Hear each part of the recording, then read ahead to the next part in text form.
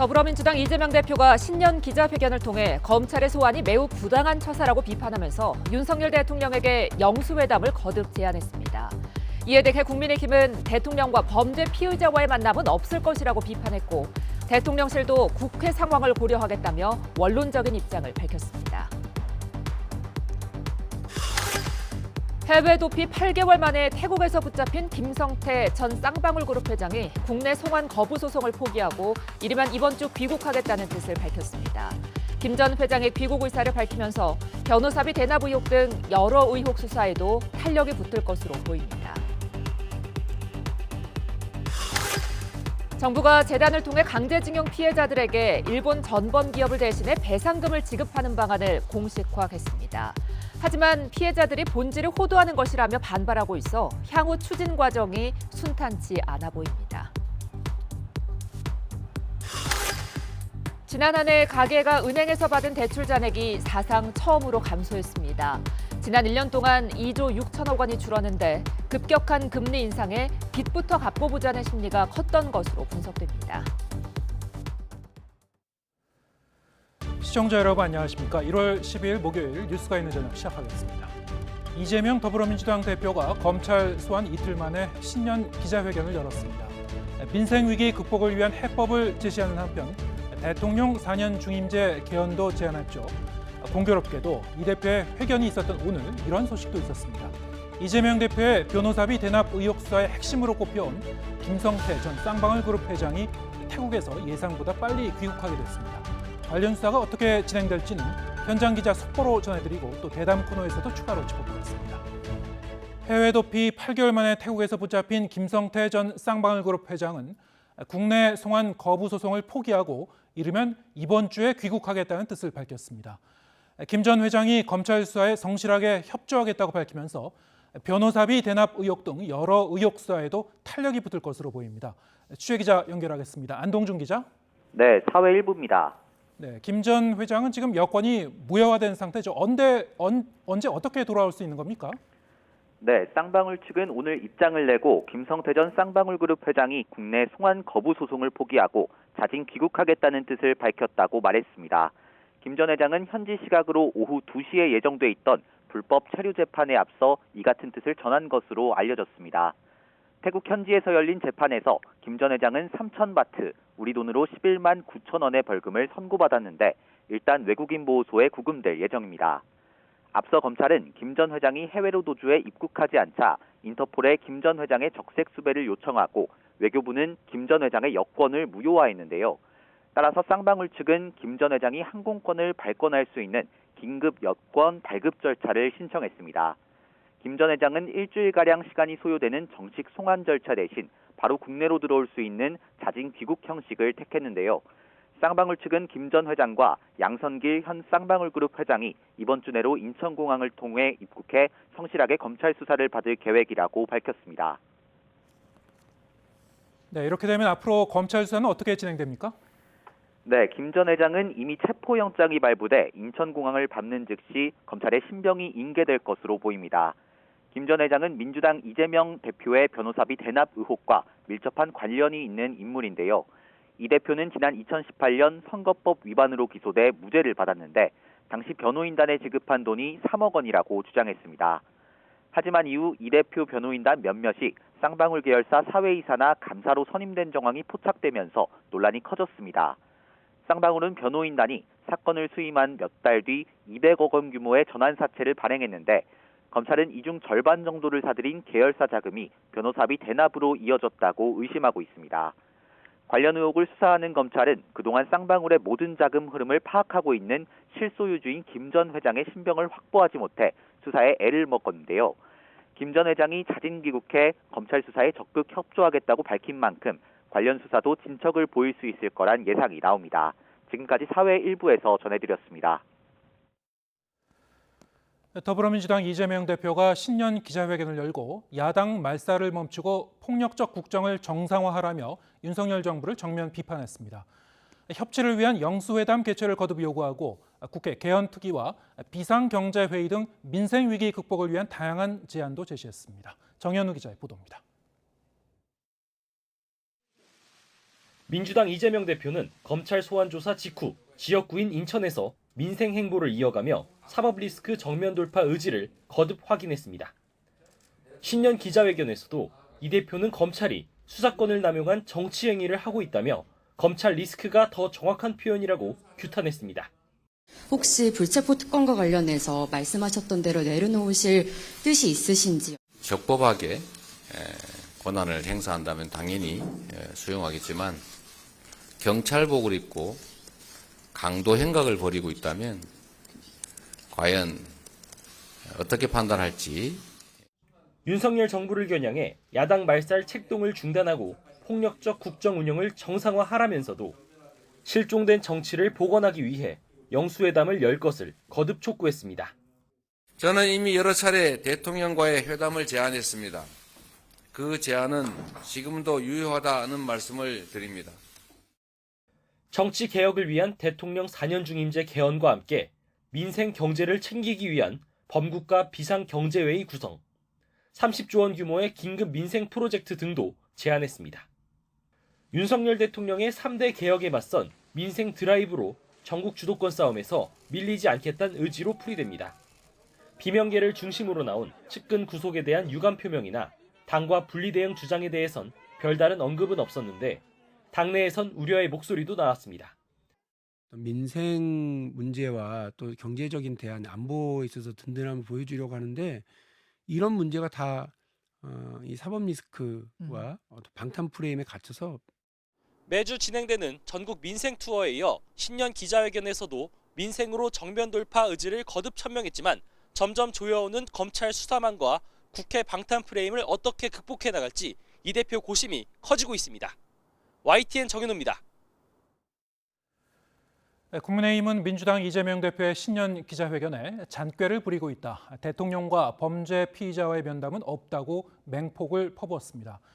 대통령실도 이 대표의 영수회담 제안에는 사실상 거부 입장을 밝혔고 개헌 논의에는 국회 상황을 고려하겠다고 선을 그었습니다. 엄윤주 기자의 보도입니다. 국민의힘은 이재명 대표의 신년 기자회견을 방탄쇼, 잔꾀라며 혹평을 쏟아냈습니다. 이 대표가 거듭 제안한 영수회담에 대해서는 대통령이 범죄 피의자를 면담해야 하냐며 날선 반응을 보였습니다. 대통령이 지금 범죄 피의자와 면담할 때는 아니라고 생각합니다. 도둑 우른한데 도둑은 누가 도둑입니까 도대체? 내가 속으로 작게 외쳤어요. 반사 이렇게 했어요. 4년 중임제 개헌과 내각 대폭 쇄신 촉구 역시 본인의 사법 리스크에 대한 시선을 돌리기 위한 수단일 뿐이라고 깎아내렸습니다. 일관되게 오늘 기자회견에서 제기했던 그런 문제들이 다 소위 사법 처리 과정에 있기 때문에 그런 것에 대한 시선을 돌리기 위한 던지기다. 저희들은 그렇게 판단하고 있습니다. 대통령실 역시 이재명 대표가 언급한 개헌에 대해서는 국회에서 논의할 사안이라고 일단 선을 그었고 영수회담과 관련해서는 언제나 열려 있다면서 원론적인 답변을 내놨습니다. 사실상 거부 의사를 밝힌 것으로 풀이됩니다. 여야 대표까지 참여하는 고위급 회담이 있기는 하지만 이재명 대표에 대한 전방위 검찰 수사가 진행 중인 상황에서 현실성이 있겠느냐는 겁니다. 민주당 이재명 대표를 겨냥한 여권의 공세 수위는 갈수록 높아지고 있습니다. 민생을 강조하며 사법 리스크 정면 돌파를 택한 이 대표의 전략에 정면 대응하려는 의지로 읽힙니다. YTN 엄윤주입니다. 검찰이 유동규 전 본부장과 김만배 씨를 비롯한 대장동 일당을 공무상 비밀을 공유한 이해충돌 방지법 위반 혐의로 추가로 기소했습니다. 사건의 정점인 이재명 민주당 대표 수사를 앞두고 사실상 준비 작업을 마친 것으로 해석되는데 검찰은 이미 충분한 증거를 확보했다며 이 대표 소환이 멀지 않았음을 시사했습니다. 나혜인 기자의 보도입니다. 대장동 일당에게 추가 적용된 이해충돌 방지법 조항은 위례 신도시 특혜 사건에 적용됐던 옛 부패방지법 조항과 같습니다. 검찰은 대장동 일당이 이해충돌 방지법이 시행된 지난해 5월 이후로도 공무상 비밀을 이용해 모두 합쳐 7,800억 원대 부당이득을 취했다고 보고 새 법을 적용했습니다. 이재명 대표와 정진상 전 실장의 공모 여부는 이번에도 명시하지 않았지만 검찰 관계자는 수사가 상당 부분 진행됐고 증거도 충분히 확보했다고 자신감을 내비쳤습니다. 정 전 실장과 김만배 씨의 침묵에도 이 대표 소환을 위한 준비 작업은 사실상 끝났다는 뜻으로 해석됩니다. 다만 이 대표는 아직 계좌 추적 말고는 압수수색 같은 강제 수사를 받은 적이 없습니다. 따라서 이 대표의 소환 시기는 설 명절 이후가 될 거란 관측이 제기되고 있습니다. 이미 조사가 끝난 성남FC 사건에 이어 대장동 수사 역시 다시 속도를 내면서 이 대표의 신병 처리 방향에도 관심이 집중되고 있습니다. 대장동 관련 조사가 끝나면 성남FC 사건까지 묶어 한꺼번에 구속영장을 청구하는 방안도 거론되는데 서로 다른 검찰청에서 별개 사건을 모아 함께 영장을 청구하는 건 분명 이례적입니다. 물론 회기 중 불체포 특권도 큰 변수입니다. 그런 시도 자체를 정치 탄압으로 지금 이재명 대표 쪽에서 얘기하고 있는 상황이기 때문에 범죄 혐의가 상당히 있고 도주 및 증거인멸의 우려가 있다는 소명을 꼭 해내야만 이 수사의 타당성이 인정받을 수 있는. 다만 검찰은 최근 확산하는 김만배 씨와 언론인, 법조인과의 돈거래 의혹은 이 대표 수사부터 끝내고 들여다보겠다는 방침을 공식화했습니다. 진상규명은 필요하지만 사안의 성격과 효율성을 고려해 지금은 본류인 개발비리 수사에 집중하고 있다며 차례로 진행하겠다는 입장입니다. YTN 나힌입니다. 정부가 일제 강제징용 해법으로 피해자들이 일본 전범기업 대신 제3자로부터 배상 판결금을 변제받는 방안을 제시했습니다. 하지만 피해자 측은 본질을 호도하는 거라며 반발하고 있어 앞으로 동의를 구해 나가는 과정이 순탄치 않아 보입니다. 조수연 기자입니다. 외교부와 정진석 한일의원연맹 회장이 공동 주최한 강제징용 해법 논의 공개 토론회. 첫 발제자로 나선 서민정 외교부 아시아태평양국장이 정부 차원의 강제징용 해법을 처음으로 공식화했습니다. 핵심은 일본 전범기업 대신 제3자, 정부 산하 강제동원 피해자 지원재단이 피해자들에게 배상 판결금을 지급하는 겁니다. 검토를 거듭할수록 핵심은 어떤 법리를 택하냐 보다 피해자들이 제3자를 통해서도 우선 판결금을 받으실 수 있다. 받으셔도 된다는 점에 있다고 생각하게 되었고, 서 국장은 정부가 반드시 피해자와 유가족들에게 직접 수령 의사를 묻고 충실히 설명해 동의를 구하는 과정을 거치겠다고 강조했습니다. 전문가들 사이에서는 현실적이다, 너무 서두른 것 아니냐는 의견이 엇갈렸고 피해자 측은 본질을 호도하는 왜곡된 프레임이라며 수용할 수 없다고 반발했습니다. 이 절차 한 번 더, 최소한 2번 더 있어야 되고 그 자리에서는 치열한 정관에 대한 공개적인 토론들이 있어야 됩니다. 해법안에 일본 기업의 배상 참여와 정부 사죄 등이 빠진 것을 둘러싸고 항의가 계속됐고 피해자 측 일부는 공개 토론회에 불참하고 비상시국을 선언하기도 했습니다. 피해자 들러리 세우는 공개 토론회 규탄한다! 정부가 마지막으로 여론을 수렴하기 위해 마련된 공개 토론회에서도 피해자 측의 반대 입장이 확인된 셈입니다. 정부는 이번 해법안이 최종안이 아니고 일본 측과 계속 강도 높게 협의해 나가겠다고 밝혔지만 이른바 대위변제 해법을 둘러싼 논란은 계속될 전망입니다. YTN 조수연입니다. 미일 양국이 정상회담을 이틀 앞두고 가진 외교 국방장관 회담에서 북한과 중국의 위협에 대응한 한미일 안보협력 강화를 재확인했습니다. 미국은 일본의 방위력 증강에 강력한 지지를 보내는 한편 대일 방어 범위를 우주 공간까지 확대하고 주일 미 해병 전력의 기동성도 높이기로 했습니다. 워싱턴 권준기 특파원입니다.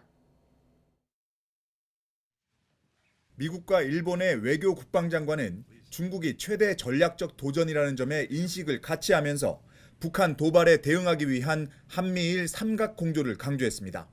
미국은 특히 방위 예산을 2배로 늘리고 전에 없던 반격 능력을 갖추겠다는 일본의 새 방위 전략을 강력히 지지했습니다. 또 기존 방위 조약의 범위를 우주 공간까지 확대해 우주에서도 일본을 방어하겠다고 밝혔습니다. We're constantly expanding the horizons of our cooperation beyond even our planet. Later this week, Foreign Minister and I will sign a new agreement on U.S.-Japan cooperation in space. 일본은 북한의 계속된 도발로 인한 방위력 강화 필요성을 내세웠습니다. 일본 열도를 넘긴 탄도미사일 발사 등을 규탄하며 북한의 완전한 비핵화 필요성을 강조했습니다. We strongly accuse them for the launch of ballistic missiles during the past year at unprecedented frequency and reaffirmed our unwavering commitment towards the complete denuclearization of North Korea. 오스틴 미 국방장관은 중국과 북한을 견제하기 위한 오키나와 주둔 미군의 개편 계획도 내놨습니다. 기동이 가능한 해병대를 보내 해병 연안연대로 새롭게 창설하겠다고 밝혔습니다. We will equip this new formation with advanced intelligence, surveillance and reconnaissance, as well as anti-ship and transportation capabilities. 앞서 기시다 일본 총리는 수낙 영국 총리를 만나 두 나라가 서로 손쉽게 군대를 파견할 수 있도록 하는 내용의 안보 협정에 서명했습니다.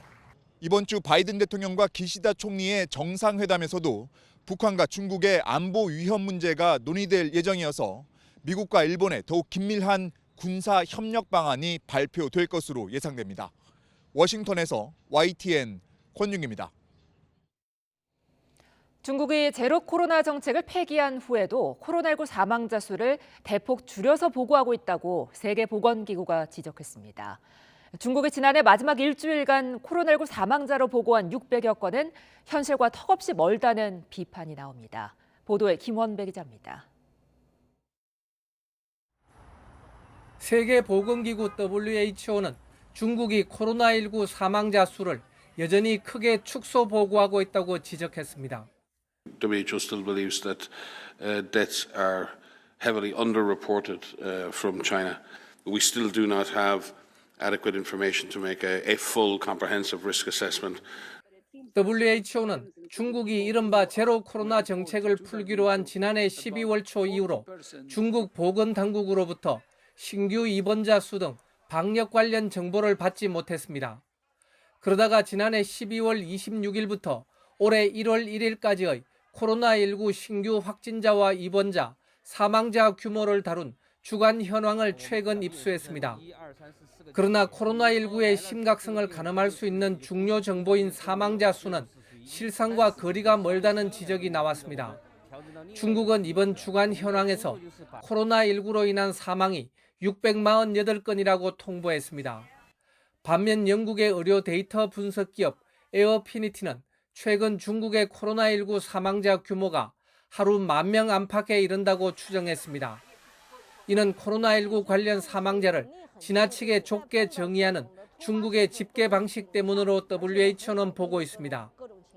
중국은 코로나19 사망자를 정의할 때 코로나19 양성 판정을 받은 사람이 호흡 부전을 겪다 숨진 경우로 제한하고 있습니다. 이는 코로나19 사망자 수를 실제보다 매우 적게 나오게 하는 결과를 내고 있습니다. 이에 따라 국제사회에서는 중국이 제공하는 코로나19 정보를 믿을 수 없다는 지적이 끊이지 않고 있습니다. YTN 김원배입니다. 코로나19 신규 환자 수가 확연히 줄고 있지만 중국 등 해외 상황은 여전히 심상치 않습니다. 국가감염병 위기대응 자문위원회는 다음 주 화요일 실내 마스크 착용 의무를 조정하기 위한 논의를 시작합니다. 기정훈 기자입니다. 해외에서 유입된 코로나19 신규 환자는 목요일 0시 기준 135명. 이 중 3분의 2, 90명이 중국에서 온 외국인입니다. 중국발 입국자는 모두 1,861명이었고 이 중 단기 체류자 302명이 PCR 검사를 받았는데 40명이 확진돼 양성률 13.2%를 기록했습니다. 하루 전 14.7%보다 줄긴 했지만 7명의 1명꼴로 여전히 높은 수준입니다. 입국 후 PCR 검사가 의무화된 지난 2일 이후 누적으로 보면 16.9%로 6명의 1명꼴입니다. 이에 비해 국내 상황은 확연한 감소세입니다. 신규 환자 4만 3천여 명으로 목요일 기준 11주 만에 최소를 기록했습니다. 위중증 510명, 사망자 76명으로 인명피해 규모는 작지 않지만 당국은 다음 걸음을 내딛기로 했습니다. 신규 환자가 줄면 시간 차이를 두고 위중증과 사망자도 줄어드는 만큼 오는 17일 국가감염병 위기대응 자문위원회에서 실내 마스크 해제 논의를 시작합니다. 당초 해제 논의를 시작하기로 한 4개 기준 중 2개를 충족했기 때문입니다. 확진자가 2주 연속 줄었고 병상 가용 능력도 50% 이상을 계속 유지하고 있습니다. 국내 여건만 가지고는 사실은 마스크 의무 조정을 해도 되죠. 근데 문제는 해외 상황이거든요. 중국을 비롯해서 해외, 우리나라를 둘러싸고 있는 여러 나라에서 유행이 지금 아직은 극성을 부리고 있는 중이라. 그럼에도 선제적 방역 조치 덕분에 논의의 어려움은 크지 않을 것으로 예상됩니다. 중국에 대해서 선제적인 조치를 한 것은 굉장히 방역적으로 좀 효과가 있다고 보는 것이죠. 감염자들이 우리나라로 최소한 들어오게 하는 것이 우리 정책의 목적이었고 그 목적은 어느 정도 달성했다. 그렇게 보고 있습니다. 17일 자문위원회 논의가 마무리되면 설 연휴 전 중대본 회의에서 실내 마스크 해제의 시점과 세부 내용이 공개될 수 있을 것으로 기대됩니다. YTN 기정훈입니다.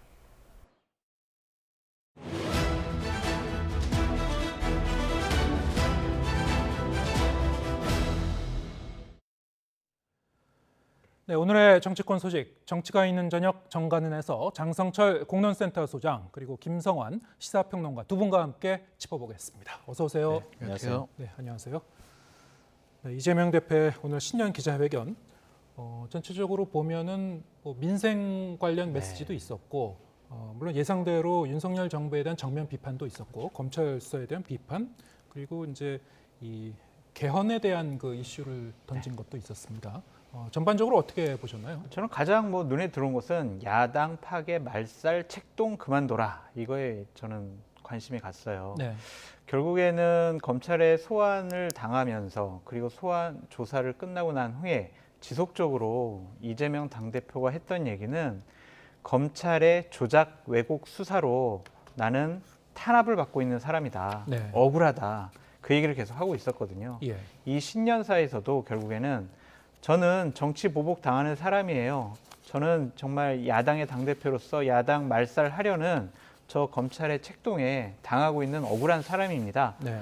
이러한 좀 이미지를 주고 싶어 했다라고 보여지는데 상당히 좀 부적절한 말이 아니었느냐라는 좀 생각이 듭니다. 예. 지금 21세기 대한민국에서 야당 정치 지도자를 조작과 왜곡 수사로 저렇게 소환 조사할 수 있는 그런 나라인지 그것은 저는 상당히 좀 의구심이 들고요. 기본적으로 이재명 당 대표가 어찌됐든 본인은 부인하더라도 가장 측근인 정진상 실장, 김용 부원장 어쨌든 구속당했잖아요. 검찰의 조작 왜곡 수사라고 하더라도 법원에서 발부했잖아요. 구속영장. 그렇다면 최소한 소환조사 당했을 때나 아니면 오늘 신년사 얘기했을 때 그 부분만큼은 국민들께 죄송하다, 유감이다 그런 표현 해야 되는 거 아닙니까? 본인에게 불리한 얘기는 쏙 빼놓고 저는 억울한 사람이에요, 당하는 사람이에요 이런 얘기만 반복을 한들 지지층에서는 그래 우리 이재명 당대표 억울할 수 있어 라고 인식을 받겠지만 많은 다수의 중도층에 있는 국민들은 어떻게 생각하겠냐고요. 항상 자기 입장에서 모든 것을 판단하고 생각하면 안 돼요. 정치인은 국민 입장에서 국민이 내가 이런 얘기를 했을 때 이러한 판단을 하고 이러한 행동을 했을 때 어떻게 나를 평가할까? 그것에 대해서 모든 잣대와 기준이 되어야지 내가 이 얘기를 하면 우리 지지층은 나를 보호해 줄 거야. 이런 생각으로 발언을 한다는 것은 정치 지도자로서 자격이 좀 부족한 거 아니냐 그렇게 보여집니다. 네. 같은 입장문을 보고도 뭐 사람에 따라 뭐 다르게 해석할 수 있겠습니다만 일단 장성철 수장님께서는 검찰 수사 억울하다 이게 이제 귀에 쏙 들어왔다. 전반적으로 보면은 이제 뭐 민생에 대해서 한 6번 얘기했다고 하고요. 네. 민생 위기 해법에 대해서도 뭐 3대 해법 제시한 것도 있었고 여러 가지 제안이 있었습니다만 어떤 점이 더 눈에 들어왔습니까? 또 의미를 폄훼하려고 하는 사람 입장에서 보면은 굉장히 안 좋은 해견이었을 것 같다 이렇게 생각되는데요.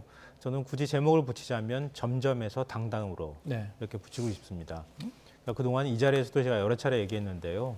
이재명 대표가 너무 위축돼 있고 사실은 좀 전면에 나서야 할 필요가 있는데 리더십이 잘 안 보인다 이런 말씀을 좀 드린 적이 있는데요.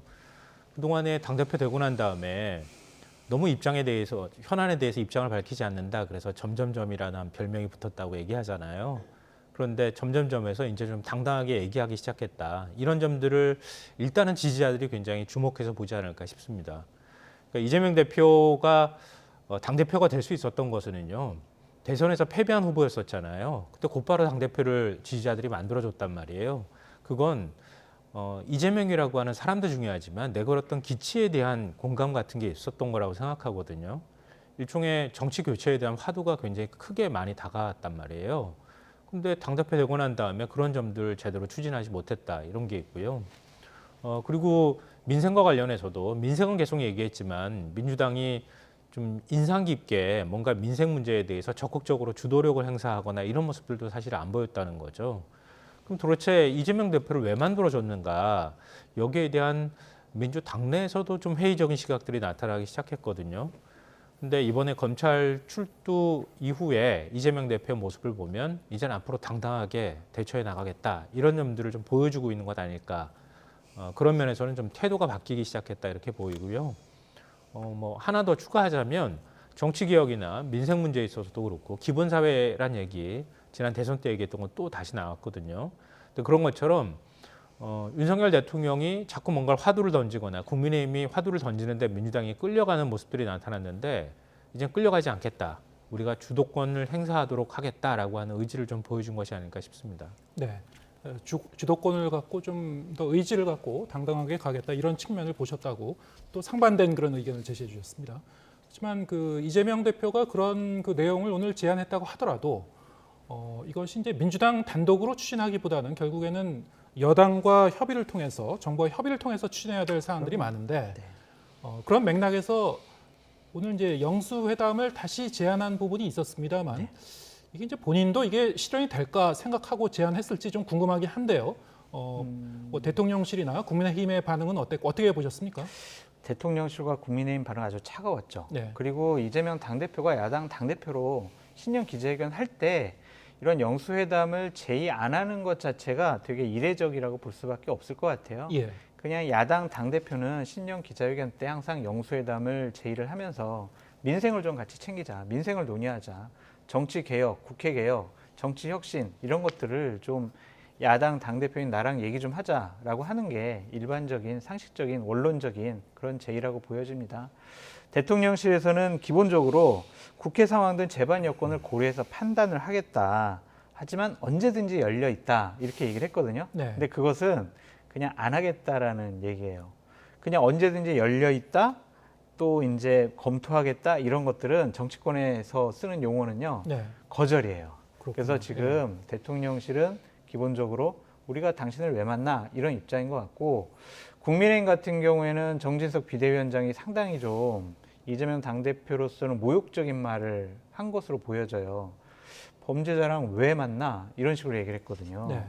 이것을 과연 여당인 비대위원장이 저렇게 직접적인 얘기를 하는 것이 과연 적절했느냐 그런 여부를 떠나서 어쨌든 국민의힘과 대통령실에서는 우리는 민주당, 이재명 당대표, 야당의 대표로 인정을 못하겠어. 그래서 우리는 만나지 못하겠어. 라는 강한 입장을 표명한 것으로 보여집니다. 네.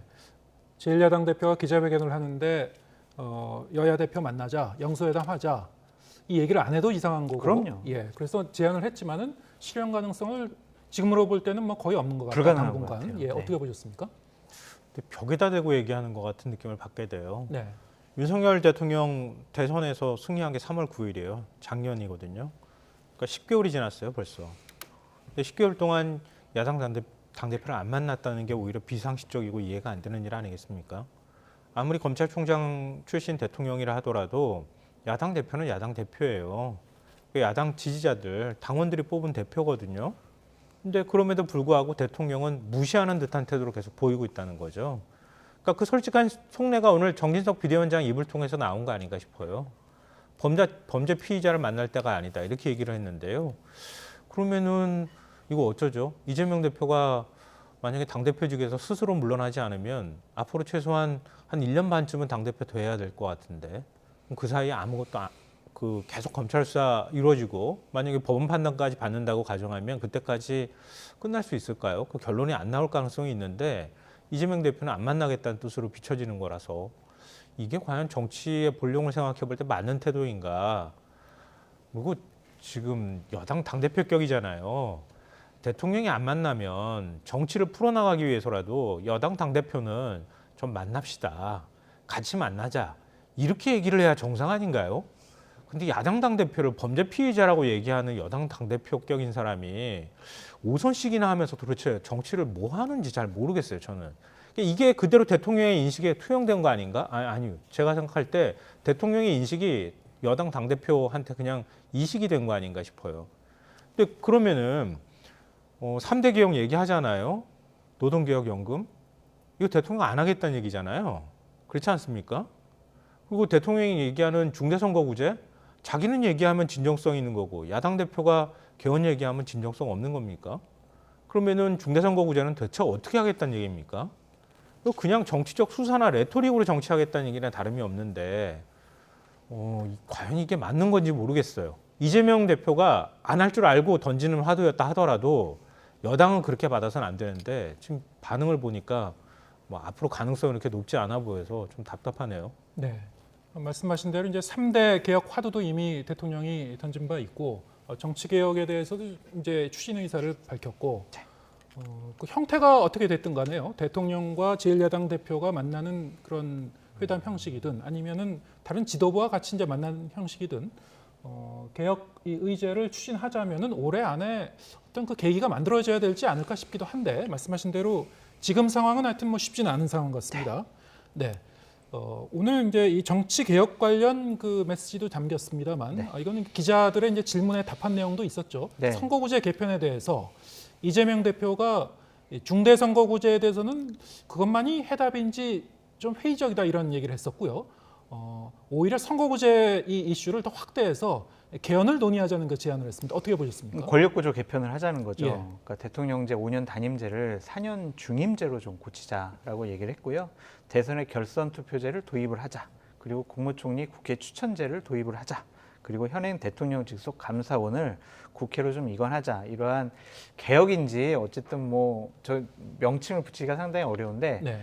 저렇게 좀 뭔가를 좀 바꾸겠다라는 정치 개혁안 자체를 좀 제의를 했습니다. 그것에 대해서도 국민의힘 쪽이나 뭐 대통령실은 뭐 언급조차 하지 않고 있고 국민의힘 쪽에서도 상당히 좀 냉소적인 반응이에요. 그냥 이재명 당대표 당신 사법 리스크를 방탄하기 위한 방탄 쇼한 거 아니냐 이런 식으로 폄훼를 하고 있거든요.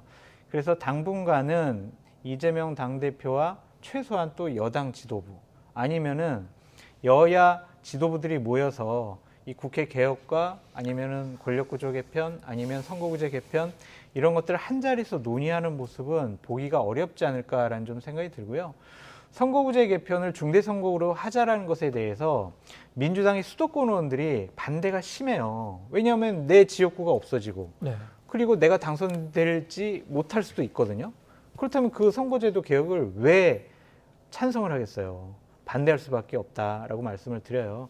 그렇기 때문에 이러한 것들이 서로 그냥 선명성 경쟁, 우리 쪽, 우리 진영, 우리 당은 계속 정치권을 개혁하려는 화두를 던지고 있어라는 이미지를 국민에게 주고 싶어 하는 거지 현실적으로 합의를 통해서 저러한 제도적인 개혁안들이 바뀔 가능성은 없어 보인다라고 말씀을 드립니다. 네, 뭔가 이제 이슈를 선점하고 먼저 제안하는 모습을 보이기 위한 차원이지 여야 간의 어떤 공감대를 갖고 지금 논의를 하기는 상당히 좀 분위기가 쉽지 않아 보인다.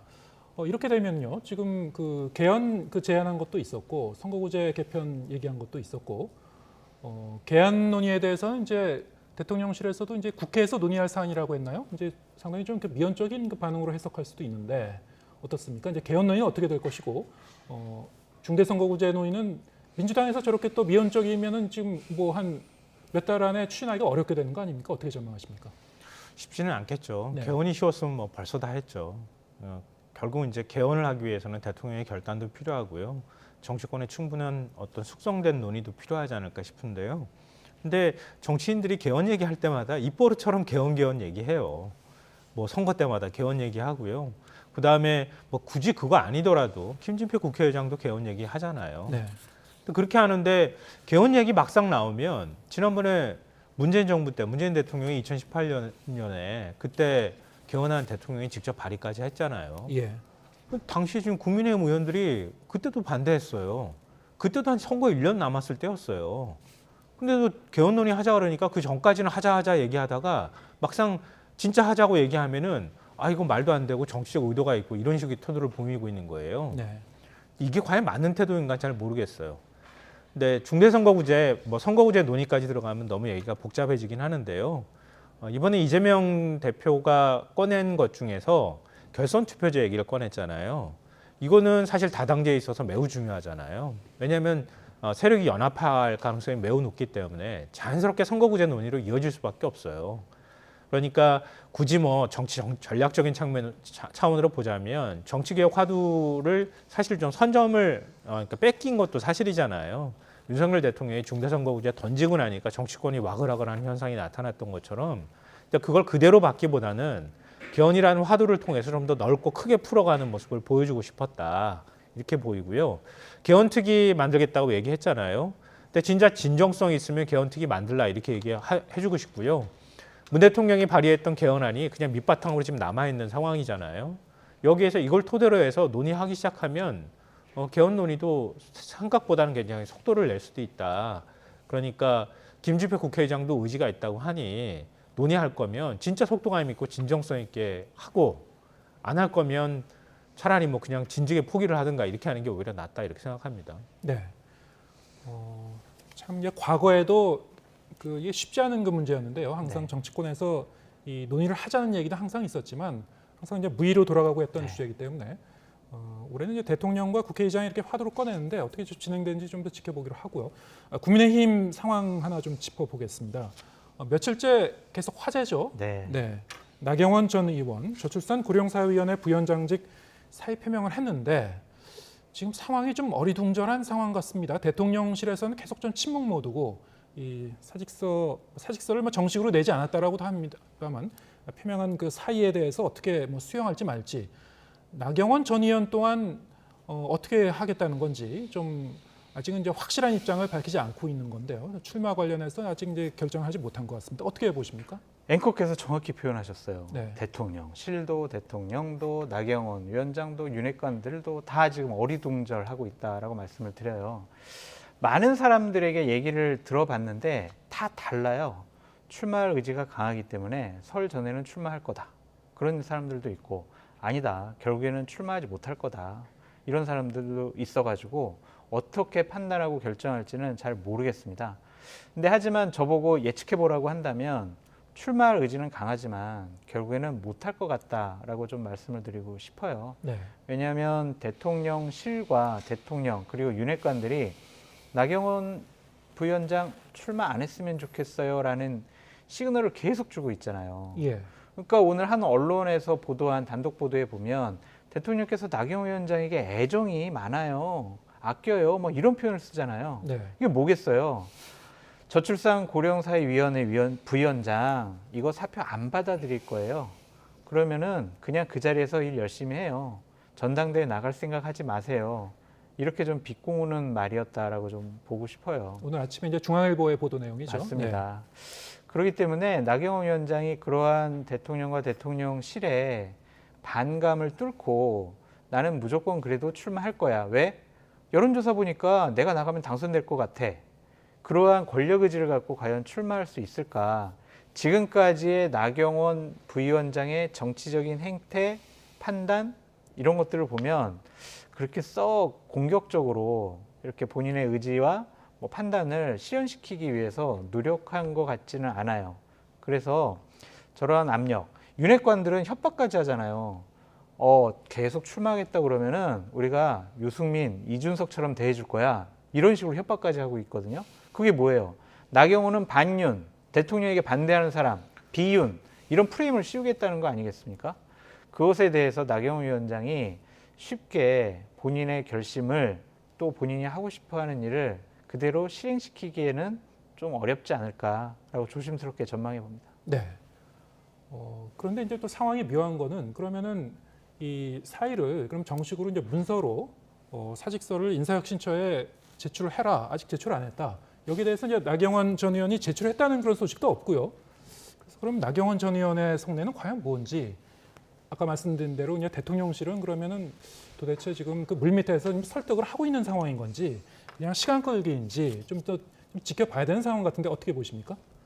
아니, 처음에는 사의 표명을 못 들었다 그러고 네. 그 다음에는 사의 표명을 뭐 듣고 접수는 했는데 사직서를 안 냈다고 얘기하고 대통령실이 이렇게 입장 발표가 유치해도 됩니까? 이게 뭐라 그럴까요? 그래서 차라리 그냥 솔직하게 얘기를 하든가. 근데 그것도 아니고 이런 방식으로 대응하는 게 이게 맞는 건지 잘 모르겠어요. 결국 이제 나경원 전 의원을 주저앉히게 하기 위해서 자꾸 이렇게 메시지를 던지고 싶어 하는 것 같은데요. 일단 오늘 메시지 중에서는 제일 주목할 만한 부분은 윤석열 대통령이 어떤 언급도 하지 않았다. 이 부분인 것 같아요. 네. 이거는 두 가지 갈래로 얘기할 수 있을 것 같은데요. 윤 대통령은 침묵을 통해서 나오지 말라고 얘기를 하는 것이든 아니면 당무 개입을 지금까지도 이렇게 노골적으로 하고 있는데 더하면 리스크가 남을 것 같으니까 대통령한테 리스크를 좀 하기 싫다. 이런 두 가지 메시지가 같이 있는 것 같아요. 근데 그건 뭐 대통령이 안고 있는 리스크야 뭐 그건 제외하고 얘기한다고 하면 나경원 전 의원은 나오지 말라고 지금 계속 얘기하는 거거든요. 근데 나 전 의원 입장에서는 요즘 좋죠. 이렇게까지 지지율 나오고 당내에서 이렇게 존재감 있었던 적이 뭐 지난번 이제 전당대회 때 말고 또 있었겠습니까? 최대한 하여튼 시간을 뒤로 늦추고 싶을 거예요. 그러니까 정치적 부담이 최대한 커지기 전까지 리스크가 커지기 전까지는 최대한 정치적 존재감을 한껏 발휘하는 정도 행보를 좀 하고 싶을 거라고 생각합니다. 그렇게 하고 그 다음에 뭐 중간에 어떤 변화가 있을지 모르겠지만 결국 이제 출마가 기정사실화된 안철수, 그다음에 윤상현, 김기현 이 의원들한테 어느 쪽에 힘을 실어줄까 이것도 좀 고민하고 있지 않을까 싶어요. 그래서 당대표는 출마하지 못하더라도 몸값은 최대한 끌어올리려고 하는 전략을 갖고 있을 것이다. 그러나 결과는 깔때기 끝이 수렴되듯이 불출마로 끝날 것이다. 저는 그렇게 생각합니다. 두 분 다 이제 그 부분에 대해서는 뭐 의견이 거의 수렴하는 것 같네요. 자, 지금 모레 윤석열 대통령이 해외 순방을 위해서 출국을 한다고 하고요. 나경원 전 의원은 설 연휴 전에는 이제 결정을 하겠다고 이제 밝힌 상태인데, 그러면 이제 마지막으로 짤막하게 이제 여쭤보겠습니다. 네. 그럼 언제쯤 이게 이 상황이 정리가 될 것 같습니까? 설 전후로 상황이 정리되겠죠. 네. 그러니까 지금 국민의힘이 후보 등록을 받는 게 2월 2일, 3일이란 말이에요. 그 전까지만 하면 될 것 같아요. 그래서 나경원 위원장은 이렇게 생각할 수 있을 것 같아요. 내가 계속 윤석열 정권 성공을 위해서 나의 정치적인 역량을 모든 것을 다 쏟아놓겠어요라는 메시지를 계속 반복하잖아요. 그거는 대통령에게 내가 이런 계속 메시지를 보내면 대통령이 마음을 좀 풀지 않을까? 대통령실도 좀 나에 대한 비호감도를 낮추지 않을까? 그런 생각으로 계속 윤석열 정권의 성공만 계속 외치고 있다라고 보여집니다. 그러한 설득 작업이 본인이 생각하는 설득 작업이 대통령께서 받아들이지 않는다면 본인은 출마할 수가 없겠죠. 그냥 대통령과 윤핵관들의 반대를 뚫고 본인의 정치적인 역량을 갖고 당선된다라는 것은 좀 무리가 있어 보여요. 그렇기 때문에 나경원 위원장이 어쨌든 대통령이 최소한 사의를 표명한 것을 받아줌으로써 그래 나경원 부위원장 뭐 전당대회 나가겠다는데 내가 뭐 말릴 수는 없지. 그러한 인식만 받아도 본인은 그래 대통령이 내가 나가는 것을 허락해줬다. 그럼 난 나간다. 근데 사의를 계속 받아들이지 않으면 결국엔 못 나가는 거라고 봐야죠. 네. 물론 이제 대통령이 이제 출국한 뒤에도 뭐 전자결정할 수 있긴 합니다만 어떻게 보십니까? 뭐 다음 주쯤 정리가 될까요? 어떻게 보세요? 네, 그렇게 될 거라고 생각합니다. 설 전이라고 얘기했으니까요. 뭐 그때 정리할 거라고 보는데 뭐 우리가 너무 정치를 상식적으로 얘기하는 것 같아서 좀 그렇습니다. 상식적이지 않은 상황들이 계속 벌어지고 있어서 상식을 얘기하는 게 좀 이상해요. 어찌 됐든 뭐 상식적이지 않든 간에 나경원 전 의원은 지금과 같은 윤석열 대통령 그 통치 아래에서는 당대표가 되기 어려운 상황이다. 그렇게 생각합니다. 예, 알겠습니다. 많은 그 사안에 대해서 이제 두 분의 의견이 일치하지 않는 그런 경우도 많았는데 오늘은 이제 전망이 뭐 거의 한쪽으로 가시네요. 하지만 뭐 상황은 가변적이니까요. 항상 좀 더 지켜보겠습니다. 장성철 공론센터 소장 그리고 김성환 시사평론가 두 분과 함께했습니다. 고맙습니다.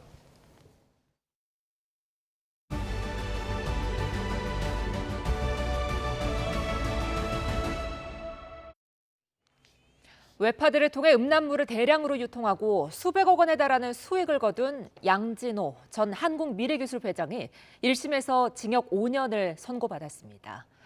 시민단체들은 재판부가 웹하드로 대표되는 온라인 성착취 산업 구조를 이해하지 못해 약한 처벌을 내렸다고 비판했습니다. 김철희 기자입니다. 웹하드를 통해 음란물을 유포하고 또 방조한 혐의를 받아온 양진호 전 한국미래기술회장. 5년 가까운 재판 끝에 징역 5년형을 선고받았습니다. 재판부는 양 전 회장이 웹하드 사이트의 실질적인 경영자가 맞는다고 판단했습니다. 그러면서 유통된 음란물의 양이 막대해 사회적 피해가 큰 점, 웹하드를 통해 부를 축적하면서 운영사를 자신의 금고처럼 사용한 점 등을 고려했다며 양형 이유를 설명했습니다. 실제 양 전 회장은 회원 등급에 따라 수수료를 차등 지급해 불법 영상 업로드를 독려하는가 하면 불법 음란물 차단에 필요한 필터링 작업도 의도적으로 소홀히 해 범죄 피해를 키웠습니다. 수사기관을 통해 드러난 범죄 수익만 최소 350억여 원. 웹하드 사이트를 거쳐 유통된 음란물도 390만 건에 달합니다. 시민단체는 선고 직후 기자회견을 열고 사법부의 판결을 비판했습니다. 재판부가 웹하드로 대표되는 성착취 산업의 전체 구조를 보는 대신 영상이 음란물인지 아닌지, 저작권을 위반한 것인지 아닌지 등 세부 쟁점에만 한눈 팔려 제대로 된 처벌을 내리지 못했단 겁니다. 성착취 산업 구조로 접근을 하지 못하였기 때문에 웹하드 카르텔을 근절하지 못한 것이다. 법이 없어서 못 막은 것이 아니다. 제대로 처벌받고 범죄 수익을 몰수받고 경제적 타격을 입은 적이 없기 때문에 반복된 것이다. 이미 양 전 회장은 강요죄 등으로 대법원에서 징역 5년형을 확정받았고 특경법상 배임 혐의로도 1심에 이어 2심에서도 징역 2년을 선고받은 뒤 현재 대법원의 판단을 기다리고 있습니다. 이번 판결과 배임 사건 판결까지 그대로 확정되면 양 전 회장의 형량은 12년까지 늘어나게 됩니다. YTN 김철입니다. 성형수술 도중 과다출혈을 방치해 환자 권대희 씨를 숨지게 한 혐의로 재판에 넘겨진 병원장에게 징역 3년이 확정됐습니다. 판결 직후 유족은 환자의 생명을 위협하는 이른바 공장식 수술을 멈춰달라고 호소했습니다. 김다연 기자입니다. 지난 2016년 9월 고 권대희 씨는 서울 강남의 병원에서 사각턱 축소 수술을 받았습니다. 그런데 수술을 받은 지 49일째 되던 날 심정지로 숨졌습니다. 수술 당시 과다출혈이 발생했지만 집도이자 원장이던 장모 씨는 다른 환자 수술을 해야 한다며 수술방을 떴고 지혈을 담당했던 의사는 심상찮은 징후에도 별다른 보고를 하지 않았습니다. 이들은 간호조무사 혼자서 지혈을 하게 시키기까지 했습니다. 권 씨가 숨진 지 7년 만에 의료진의 사망 책임이 있다는 법원의 최종 판결이 나왔습니다. 앞서 2심 재판부는 의사 여러 명이 환자 1명에 대한 수술을 단계별로 맞는 병원 구조를 지적하며 환자의 출혈량을 제대로 파악하지 못해 수혈 결정이 지연된 점을 권 씨 사망의 주된 원인으로 지목했습니다. 대법원도 이런 점에 비춰 의료진의 업무상 주의 의무 위반이 인정된다고 판결했습니다. 또 간호조무사에게 30분가량 지혈을 맡긴 건 엄연한 무면허 의료행위라고 재차 확인했습니다. 결국 장 씨는 업무상 과실치사와 의료법 위반 혐의를 모두 유죄로 인정받아 징역 3년과 벌금 1,000만 원이 확정됐습니다. 출혈량을 정확히 알리지 않은 의사 신모 씨는 금고형의 집행유예를, 간호조무사는 선고유예 판결을 확정받았습니다. 선고 직후 유족은 그동안 자식의 억울한 죽음을 알리기 위해 애써왔다며 환자를 위협하는 공장식 수술을 멈춰달라고 호소했습니다. 환자가 동의하지 않은 유령 대리 수술과 분업식 공장 수술은 범죄 수술인데 이 나라는 과실범으로 처벌을 하니 판례가 꼭 필요했습니다. 그러나 유죄가 확정됐다고 해서 의사 면허가 모두 박탈되는 건 아닙니다. 면허가 취소되려면 업무상 과실치사가 아닌 의료법 위반만으로 금고 이상형을 받아야 해서 장 씨를 제외한 동료 의사들은 면허를 유지할 수 있게 됐습니다. 취소되더라도 3년이 지나면 다시 받을 길이 열려 있어서 면허 취소 기준을 손봐야 한다는 지적도 나옵니다. 오는 9월부터는 이른바 권대희법이 시행돼 수술실 내 CCTV 설치가 의무화될 전망입니다. YTN 김다연입니다. 미국에 거점을 두고 무려 90만 명이 동시에 투약할 수 있는 필로폰을 밀수한 조직이 적발됐습니다. 이들은 세관의 눈을 피하기 위해 헬스기구에 마약을 숨기거나 수족관 돌과 시리얼 등에 교묘하게 섞는 주도 면밀함을 보였습니다. 임성재 기자입니다. 배편으로 수입된 가정용 사이클 운동기구를 톱과 망치, 드라이버로 절단합니다. 잘려나간 기구 단면에서 쏟아져 나오는 하얀색 가루, 필로폰입니다. 나와요? 네, 나오고 있어요. 미국에서 국내로 필로폰과 대마, 엑스터시 등 마약류를 밀수입한 조직원들이 적발됐습니다. A씨 등은 재작년 12월부터 10달 동안 특송화물로 붙인 마약을 인천공항과 부산항을 통해 우리나라로 몰래 들여오려고 시도한 혐의를 받습니다. 운동기구뿐 아니라 체스판 바닥에 숨기는가 하면 각설탕이나 시리얼, 심지어는 수족관용 돌과 교묘하게 섞어 세관의 눈을 피하려고 했습니다. 이렇게 국내로 반입한 필로폰은 모두 27.5kg, 무려 90만 명이 동시에 투약할 수 있는 양으로 지난해 미국에서 국내로 밀수입됐다가 적발된 전체 필로폰의 70%에 해당합니다. 검찰은 국내에 머물며 마약 소포를 받는 역할을 맡은 29살 A씨 등 6명을 구속해 재판에 넘겼고 이들의 도피를 도운 4명도 불구속 기소했습니다. 또 미국에서 마약을 보낸 총책 등 2명의 체포영장도 발부받아 현지 수사당국과 협력해 국내로 소환할 예정입니다. 미국 마약 단속부, 인천 본부 세관들과 긴밀히 공조 수사를 하여 수사한 끝에 국내 조직원 전부를 발본 세관하였습니다. 미국과 한국에 각 거점을 둔 대형 국제 마약 조직의 실체를 밝힌 검찰은 밀반입된 마약 일부가 국내에 유통됐을 가능성이 있다고 보고 유통책 등에 대한 수사도 이어나갈 계획입니다. YTN 임성재입니다.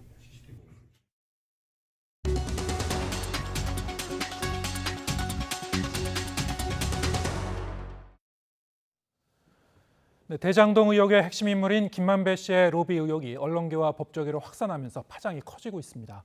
그 자세한 내용 사건 이슈 코너에서 장현미 변호사와 함께 이야기 나눠보겠습니다. 어서 오세요. 네, 안녕하세요. 네, 저희 화천대유의 대주주 김만배 씨 언론사 기자들과 많게는 수억 원대의 금전 거래를 주고받은 그런 정황이 지금 알려지면서 파장이 계속 좀 커지고 있습니다. 현재까지 나온 게 정황을 좀 정리를 해볼까요? 지금 금전적으로 직접적인 연관관계가 있다라고 추격된 언론사는 3곳입니다. 네. 한겨레 같은 경우에는 간부급 인사가 9억 원을 총 수령했다라고 하는데 당사자들의 어떤 주장에 따르면 이게 분양을 본인이 아파트를 받는 과정에서 돈이 필요했기 때문에 차용을 했다라는 취지로 이야기를 합니다.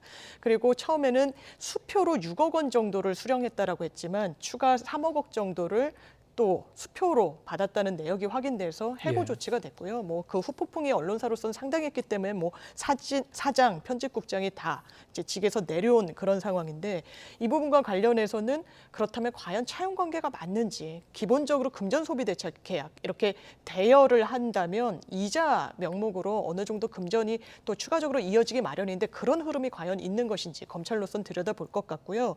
또 중앙일보 논설위원 같은 경우에는 2018년도에 김만배 씨로부터 8천만 원을 빌렸다가 9천을 돌려받았는데 나머지 1,000은 그 이자 명목이었다 이렇게 해명을 했는데 사실 김만배 씨가 상당히 돈을 기자들한테 뿌리던 시점 아닙니까? 그래서 기자로부터 차용을 했다는 그 주장 자체의 신빙성 여부 당연히 수사할 수밖에 없어 보이고 또 추가로 1억을 받았다는 사실이 드러나면서 회사에선 사표가 수리된 그런 상황입니다.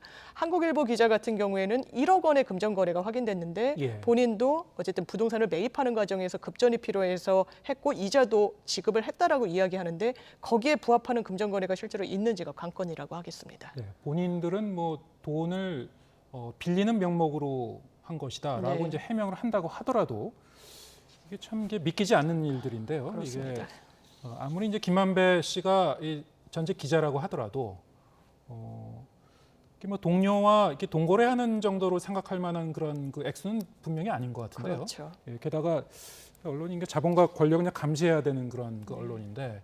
이렇게 업자와 수상한 동거래를 했다. 자, 이거를 이제 우리가 어떻게 해석할 것인가? 일단 이제 법적으로도 따져봐야 되겠죠. 그렇습니다. 네. 그렇다면 이게 본인들이 말하는 정말 차용 관계였는지 그런데 그렇지 않다라는 사실 근거들이 검찰에 의해서 입수가 된 것 같습니다. 이른바 정영학 녹취록이라는 걸 보면요. 김만배 씨가 이렇게 이야기를 했다라는 이야기까지 나옵니다. 기자들에게 이 정도면은 비용이 들더라도 우리는 참 운이 좋은 거다. 왜냐하면 수사도 지금 안 받고 있고 언론에도 이게 화제가 되고 있거나 이러지 않고 그러면 이런 걸 생각했을 때 비용이 좀 늘면 어떠냐. 그리고 우리들 기자들 분양도 받아주고 하면서 하면 좋지 않냐라고 했는데 실제로 분양대금으로 차용이라 이렇게 이야기를 하고 있는 기자가 있기 때문에 이 녹취록의 신빙성이 좀 높아 보이는 부분이 또 있죠. 그리고 다른 내용 중에는 이 정영학 회계사가 기자들에게 지급하라고 뭐 상품권을 갖고 오니까 기자들은 상품권을 받기보다는 뭐 현금을 더 선호한다라는 취지가 있다. 뭐 이런 이야기도 지금 나오고 있습니다. 그렇다면 이게 단순히 몇몇 곳의 언론사에 국한됐을 것인지. 왜냐하면 지금 남욱 변호사의 진술에 따르더라도 뭐 골프를 언론인들과 치면은 뭐 100만 원씩 주기도 했다. 이게 다 법에는 저촉되는 행위로 볼 수가 있거든요. 그렇다면 사실 이게 대장동 수사의 뭐 본류는 아니었습니다. 처음에. 그렇지만 수사를 할 수밖에 없는 그런 국면으로 다가가고 있는 것 같습니다. 대장동 사건의 핵심 증거 중에 하나라고 하는 이제 정영학 녹취록에 곳곳에 이제 저런 내용이 나온다는 얘기죠. 그렇습니다. 한 군데가 아니고. 자, 이렇게 되면은 이 언론인들을 이제 단순히 이제 언론사의 징계뿐만이 아니고 단순히 그만두는 것을 넘어서 이 법적으로 이제 따져보고 수사를 해야 되는 거 아니냐. 이게 수사를 하게 되면 이제 뇌물 혐의가 아니고 배임 수재로 이제 처벌을 받을 수 있다고 하더라고요. 맞습니다. 형법에 뇌물죄 적용되는 거 아니에요? 그러니까 대가 관계가 있고 돈을 받았기 때문에. 그렇지만 뇌물죄는 공무원의 직분이 있어야만 처벌이 가능하도록 규정돼 있기 때문에 이런 이 기자를 처벌할 수는 없습니다. 그런데 뇌물과 유사하게 동일하게 이제 5년 이하의 징역형을 가진 범죄 중에 배임 수재죄라는 게 있는데요. 타인의 업무를 처리하는 자가 임무와 관련해서 부정한 청탁을 받으면서 금품을 수수한 경우에 해당합니다. 이를테면 금융기관 직원이 대출을 일으켜주겠다라고 하면서 금품을 수수하는 경우, 이런 경우를 처벌하는 겁니다. 사실상 민간인이 뇌물 명목의 돈을 받았을 때 처벌한다, 이렇게 이해하시면 될 것 같은데요. 언론인들은 타인의 업무를 수행하는 일단 직장인입니다. 직업인. 그런데 이 업무를 수행하는 과정 중에서 이를테면 기사를 막아달라 내지는 기사를 좀 우호적으로 써달라라는 청탁을 받고 금품을 수령했다는 이 대가관계가 또 입증이 되게 된다면 이건 형사처벌을 받게 됩니다.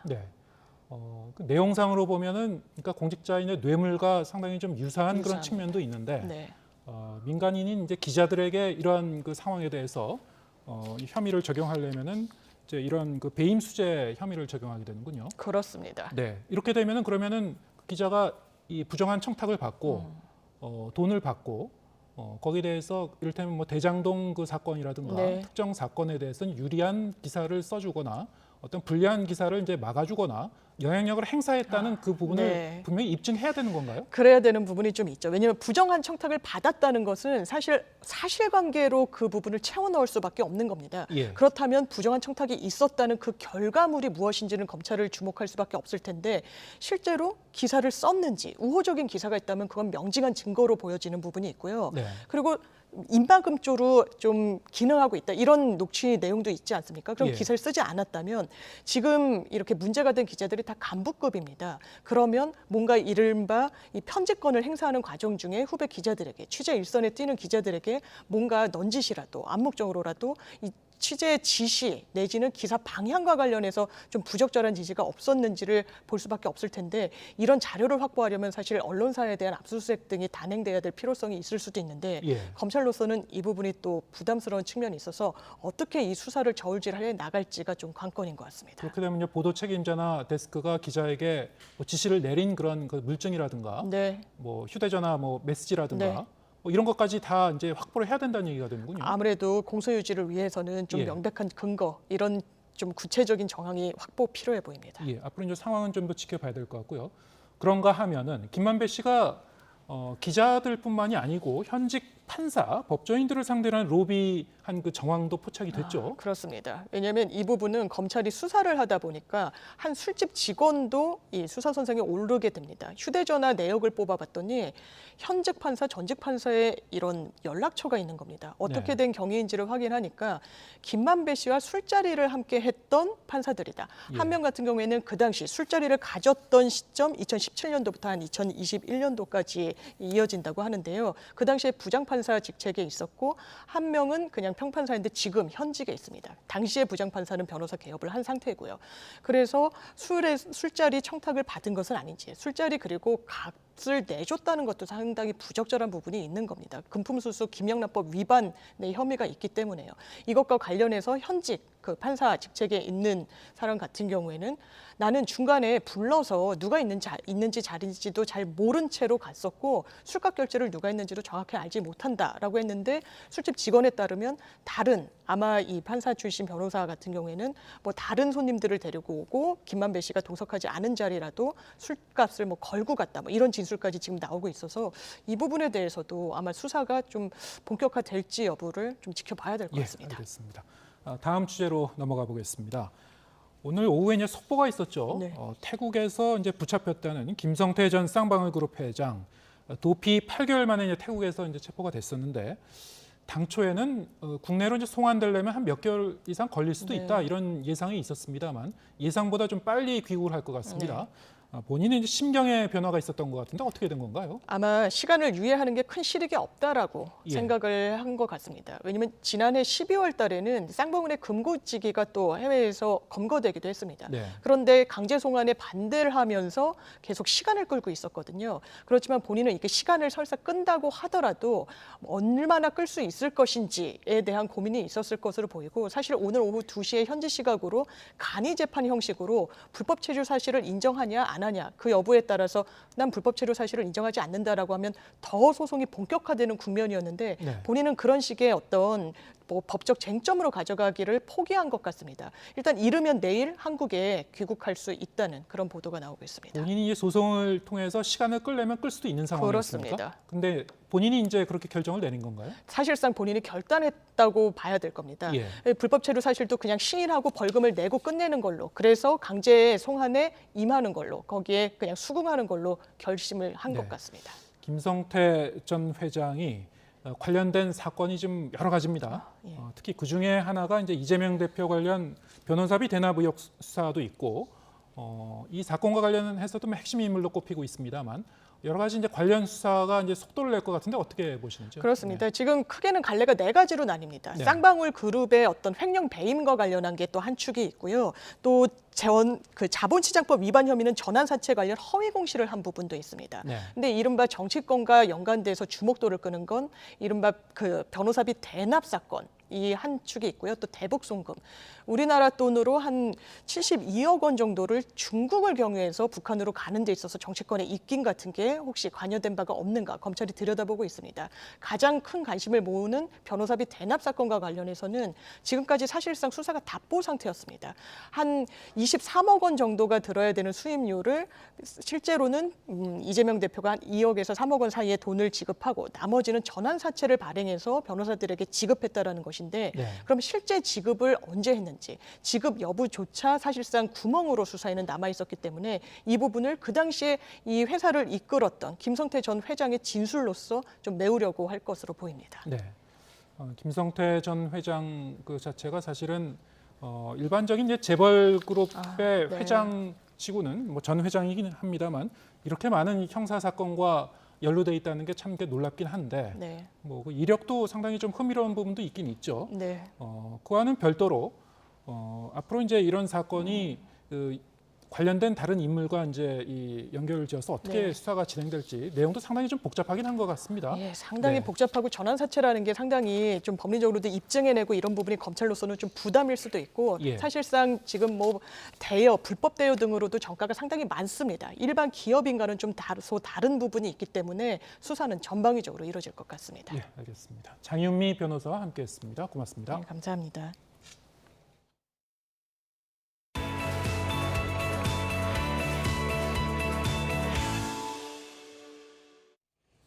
온라인에서 화제가 된 소식을 전해드리는 오늘 세 컷. 무면허 음주운전과 경찰 폭행 혐의 등으로 복역한 래퍼 노엘이 출소주의 신곡을 발표했는데요. 이번엔 문해력으로 논란이 일고 있습니다. 화면 함께 보시죠. 노엘은 지난 3일 자신의 SNS에 신곡 가사 일부를 공개했는데요. 그중 눈에 띄는 대목이 있습니다. 바로 하루 이틀 3일 4흘 일주일이 지나가라는 부분인데요. 문맥상 4일째, 그러니까 나흘이 들어가야 자연스러운 자리에 사흘이라고 쓴 거죠. 노엘이 사흘과 나흘 개념을 정확히 모르는 게 아니냐는 문해력 논란이 나온 이유입니다. 일부는 어그로, 즉 사람들의 시선을 끌기 위해 일부러 틀리게 쓴 것 아니냐는 반응도 보였는데요. 비단 노엘의 사례 말고도 문해력 논란이 인 사례는 최근 심심치 않게 나오고 있습니다. 지난해 한 웹툰 작가 사인회가 취소되면서 주최 측이 사과문을 올렸는데 심심한 사과라는 표현을 썼다가 일부 누리꾼들이 지루하다라는 의미로 잘못 이해해 항의한 사례도 있었죠.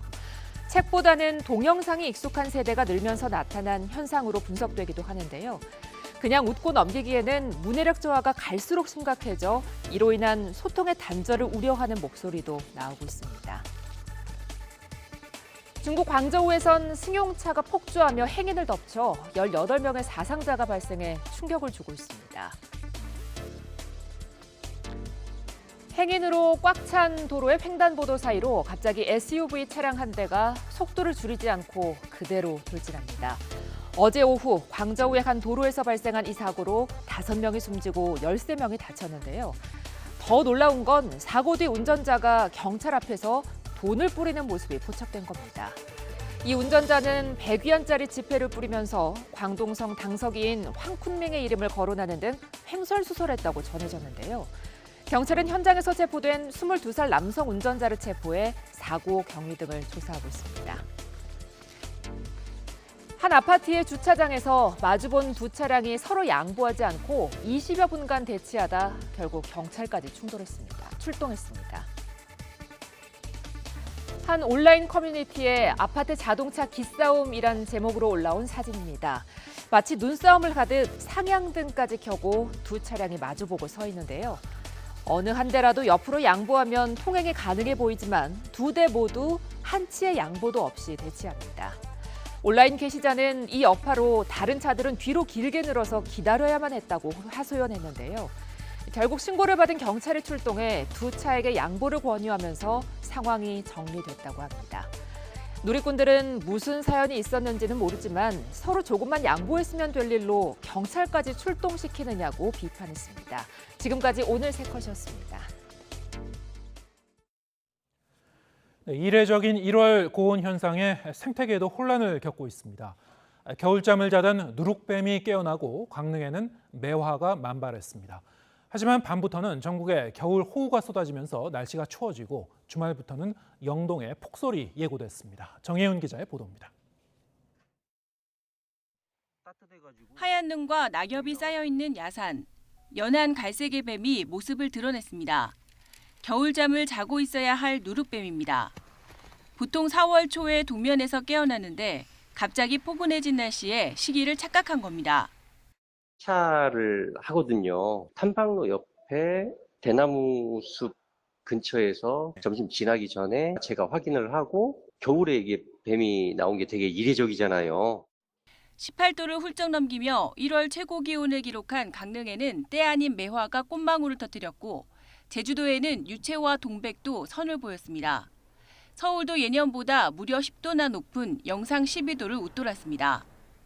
남쪽으로부터 북상한 따뜻한 공기가 한반도로 뒤덮이며 1월 치고는 무척 높은 기온 현상이 나타났습니다. 이러한 현상은 1월달 겨울철 치고는 굉장히 드문 기온 상승이라고 볼 수 있습니다. 일찍 온 봄처럼 포근한 날씨는 전국에 이례적인 겨울 호우를 몰고 옵니다. 따뜻한 공기가 자리 잡고 있는 가운데 서해상에서 발달한 저기압이 유입되며 비구름이 더 강하게 발달하기 때문입니다. 제주 산간에는 최고 250mm, 제주 내륙과 남해안에도 최고 100mm가 넘는 집중 호우가 쏟아지겠습니다. 가뭄이 극심한 남부 내륙에도 최고 80mm의 단비가 내리면서 가뭄 해갈에 큰 도움이 될 전망입니다. 12일 밤부터 13일 밤까지 전국 대부분 지역에 비가 내리겠는데요. 특히 제주도와 남해안을 중심으로는 강하고 매우 많은 비가 집중될 것으로 예상됩니다. 이후에는 날씨가 점차 추워지겠고 지형적인 영향이 겹친 영동 지방에는 주말부터 폭설 대비가 필요합니다. 기상청은 영동 지방에 이번 겨울 들어 가장 심한 폭설이 쏟아지겠다며 시설물 피해와 안전사고에 철저히 대비해달라고 당부했습니다. YTN 정혜윤입니다. 지난 한 해 가계가 은행에서 받은 대출 잔액이 사상 처음으로 감소했습니다. 특히 신용대출이 꾸준히 줄었는데 급격한 금리 인상에 빚부터 갚고 보자는 심리가 컸던 것으로 보입니다. 김지선 기자가 보도합니다. 급격한 금리 인상으로 이자 부담이 컸던 지난해. 가게 사업 운영하기 위해서 빌린 돈을 갚아야 되는데 그게 이제 정기적으로 많이 부담스러워지더라고요. 이자만 한 70 정도 나가는 것 같아요. 그런 상황에서 대출 이자까지 감당하려면 심적인 부담은 금액으로만 해서는 안 되죠. 부담은 빚부터 갚고 보자는 심리로 이어졌습니다. 지난해 가계가 은행에 진 빚이 사상 처음으로 감소한 겁니다. 지난달 말 은행의 가계대출 잔액은 1,058조 1,000억 원, 1년 동안 2조 6천억 원이 줄었습니다. 주택담보대출은 부동산 경기 악화에도 소폭 증가했지만 마이너스 통장 같은 신용대출은 1년 내내 꾸준히 갚아나갔습니다. 다른 대출보다 가파르게 오른 금리 영향이 컸던 것으로 보입니다. 제2금융권의 가계대출 역시 5조 9천억 원 줄었는데 상대적으로 저렴한 보험사의 약관 대출이 늘어난 반면 상호금융과 카드사 대출은 크게 줄었습니다. 가계 부채가 줄어들게 되는데 가장 중요한 영향을 미치는 사안으로는 역시 금리 상승을 꼽을 수밖에 없고요. 반면에 현재와 같이 이렇게 금리가 고공행진을 하고 있는 상황에서는 조금이라도 낮은 금리 상품으로 갈아타려는 그런 노력들이 강화되는 것이고요. 한국은행은 올해도 고금리 기조 속에 가계대출이 안정세를 유지할 것으로 내다봤습니다. YTN 김지선입니다. 지난주 서울 아파트값 하락폭이 9달 만에 감소했는데 이번 주에도 낙폭이 줄어 2주 연속 둔화했습니다. 부동산 시장 경착륙을 막기 위한 정책을 계속 내놓고 있는 정부는 일시적 2주택자 처분 기한을 1년 연장합니다. 최기성 기자의 보도입니다. 서울 노원구에 있는 1,500여 세대 규모 아파트입니다. 지난해 매매 거래는 15건에 그쳤는데 규제지역 해제 발표 뒤 매수 문의가 늘었습니다. 가격 좀 보고 분위기 좀 돌려보시는 것 같아요. 그게 어떤 실질적으로 이렇게 매수에 나서기 전도, 그다음에 매수에 나서는 정도까지는 아니지만은 그냥 뭐 기대 심리는 약간 있는 것 같아요. 달라진 시장 분위기는 관련 통계에도 반영됐습니다. 지난주 서울 아파트 값은 전주 대비 0.67% 낮아지며 39주 만에 낙폭이 축소했는데 이번 주엔 0.45% 떨어져 하락폭이 더 감소했습니다. 규제 완화 효과로 해석할 수도 있겠지만 규제 지역 해제 후 매물은 오히려 930여 건 증가했습니다.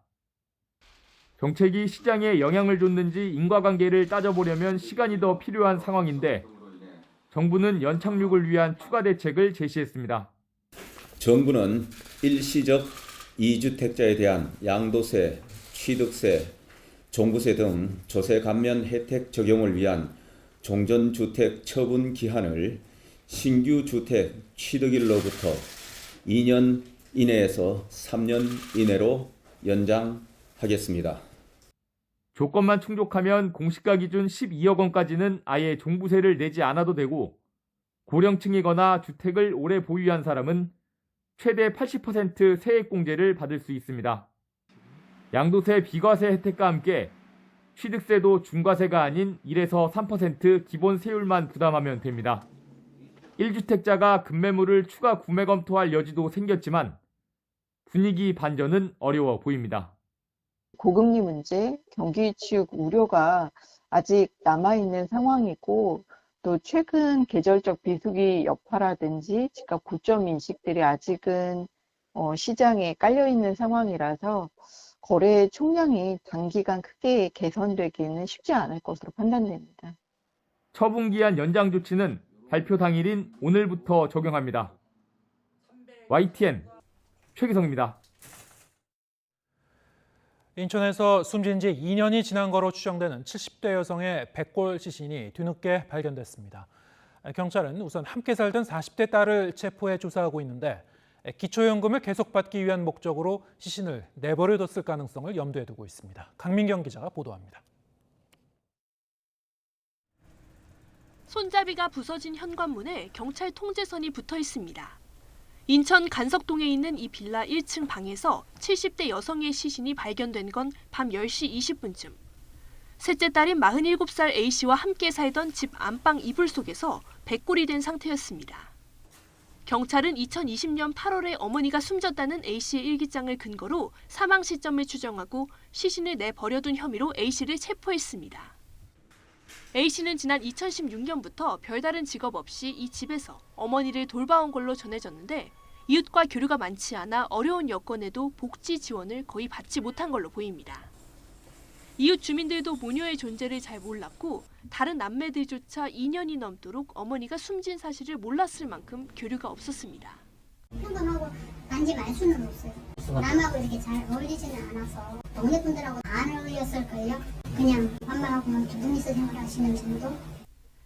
다만 숨진 70대 어머니 앞으로는 기초노령연금과 국민연금 등이 지원돼 온 걸로 파악됐습니다. A씨는 어머니가 숨진 뒤에도 사망 신고를 하지 않고 이 연금을 받아 생활을 이어온 걸로 경찰은 보고 있습니다. 기초연금하고 국민연금 한 60만 원 정도 나간 걸로 좀 파악이 되고 있거든요. 어려운데 그 가장 기초적인 생활을 할 수 있었던 것 같습니다. 경찰은 이 지원금이 시신을 내버려둔 목적이었을 가능성을 염두에 두고 수사를 이어갈 방침입니다. 또 숨진 여성의 시신을 부검해서 A씨가 살해했을 가능성도 조사한다는 방침입니다. YTN 강민경입니다. 지난해 8월 사업장 내 근로자 휴게시설의 설치가 의무화됐습니다. 하지만 비교적 규모가 큰 대학과 아파트조차 경비, 청소 노동자를 위한 휴식 공간 절반 가까이가 냉난방이나 환기가 안 되는 것으로 나타났습니다. 김연아 기자가 보도합니다. 곰팡내와 악취가 진동하는 한 평짜리 지하방.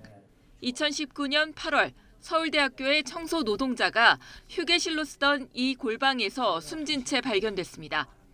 창문 하나 없이 여름엔 한증막, 겨울엔 얼음장인 비인간적인 휴게실을 비판하는 목소리가 커졌고 지난해 8월부터 근로자 20명 이상의 사업장에는 휴게실 설치가 의무화됐습니다.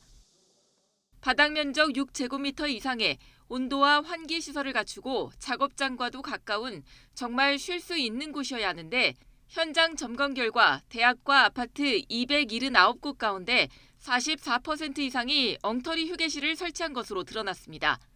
12곳은 협력업체 직원 등 모든 노동자가 이용할 수 있는 휴게시설을 설치하지 않았고 냉난방 시설 미설치와 천장 높이나 바닥 면적 미달, 환기시설 미흡 등 설치 기준 위반이 135건, 휴게실 청소 담당자 미지정 등 관리 기준 위반이 126건 적발됐습니다.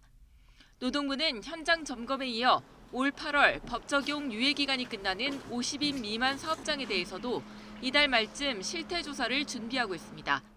현실적으로 이행하기 어려운 부분이 어떤 부분들이 있는지 저희가 조금 더 살펴볼 예정이고요. 소규모 사업장까지 이제 확대되는 시점에 맞춰서 사전에 점검해 나가는 그런 노력들도 같이.